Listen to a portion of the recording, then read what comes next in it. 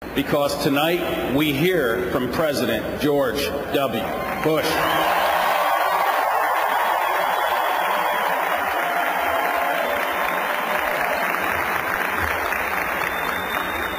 The past few evenings, we've spoken of September 11th, of our heroes and of those we lost. But there's a part of this story that has never fully been told. I'd like to tell it. After September 11th, our tourism industry was hit hard. Do you know what the people of Oregon did? 1,000 people from Oregon came to New York and rented 1,000 hotel rooms so our workers and desk clerks and waiters could keep their jobs. Where's the Oregon delegation? Oregon, please stand. Thank you.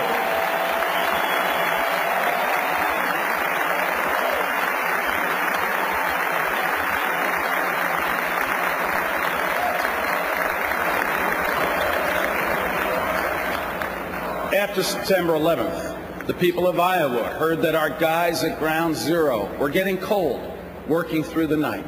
So Iowa rushed 1,500 quilts to help keep them warm. Iowa delegation, will you please stand? Thank you.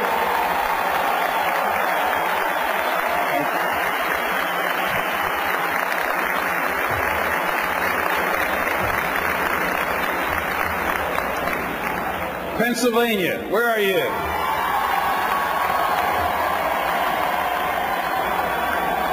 Five brothers in your state have been saving for years to go to Disney World. They'd saved almost $900. After September 11th, the boys drove to Brooklyn, to a firehouse that just lost 8 men. They gave their Disney World money to the relief fund. Pennsylvania, you raised those boys. Please stand. Thank you.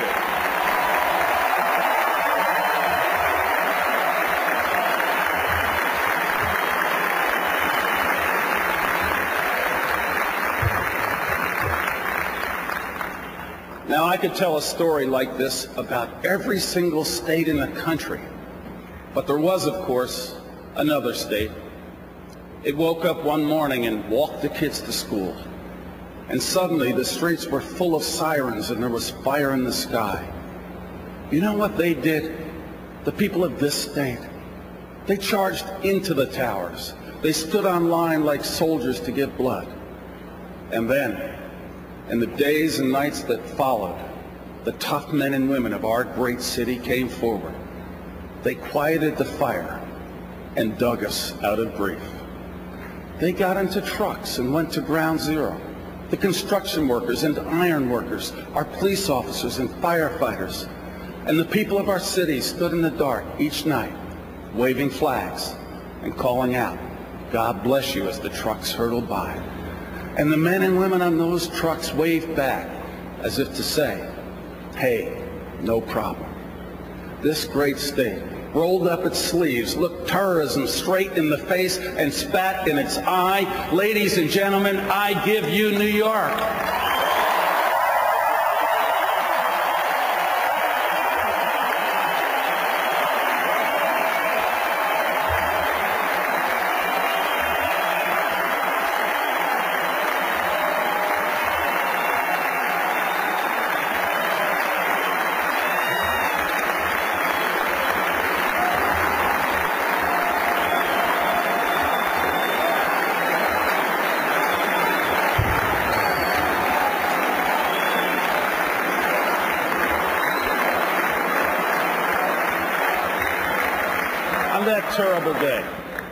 On that terrible day, a nation became a neighborhood.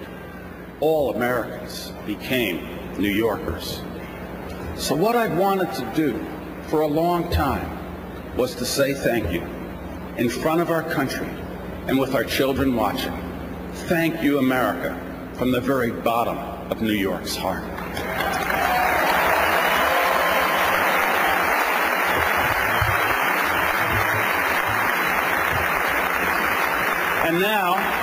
And now we have some business to do.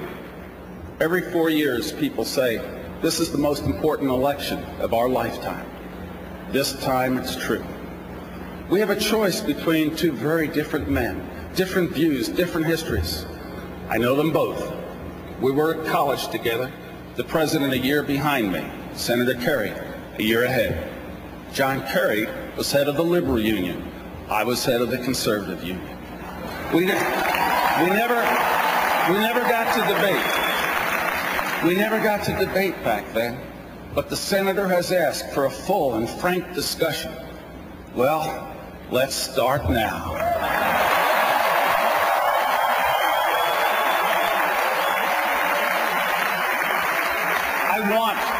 I want to help voters compare President Bush's record of achievement with Senator Kerry's. That way they'll be able to see the difference, which is that President Bush has a record of achievement.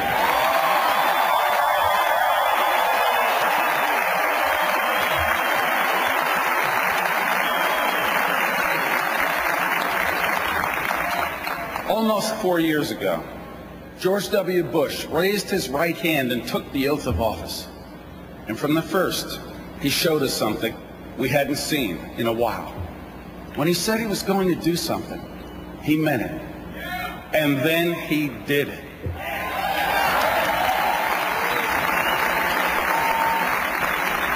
Given recent history, that's amazing.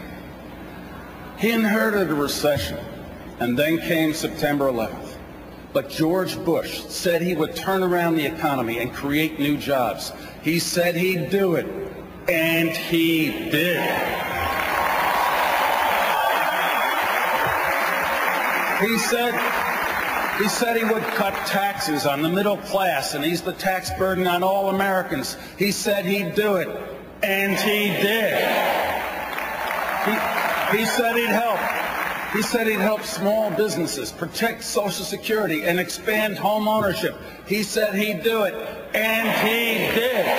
He said he'd apply tougher standards to our schools. He'd help our seniors get the prescription drug coverage they need. He said he'd do it, and he did. And George Bush said he'd fight to allow the power of faith to help our young and help our troubled. He said he'd do it, and he did. There's much more, but you get the point. George W. Bush says what he means. He means what he says. You can trust him.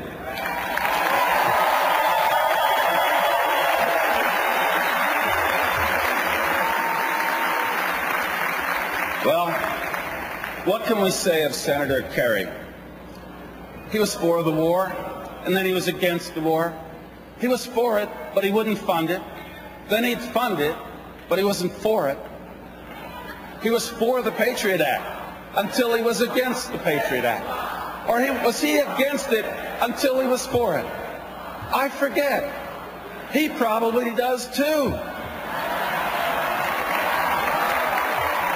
This is a candidate who has to Google his own name to find out where he stands.